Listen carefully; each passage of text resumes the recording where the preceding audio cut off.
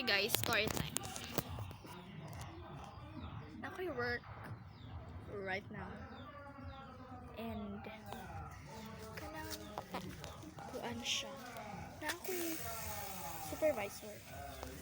Currently, supervisor na ako siya currently. And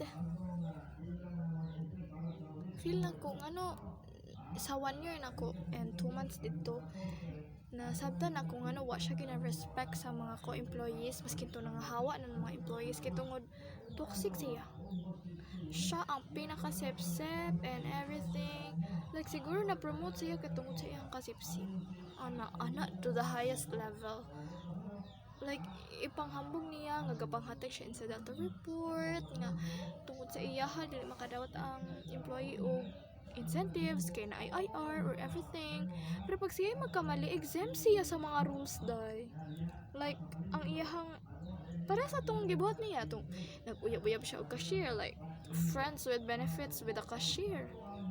And katong nagbulag sila unya dili na ganahan ang girl sa iyahan, nag-wild siya sa utility room. Nga nagbuak-buak siya dito og salamin. Day sa management day, wala lang to day, gitakpan nila day, gitolerate siya.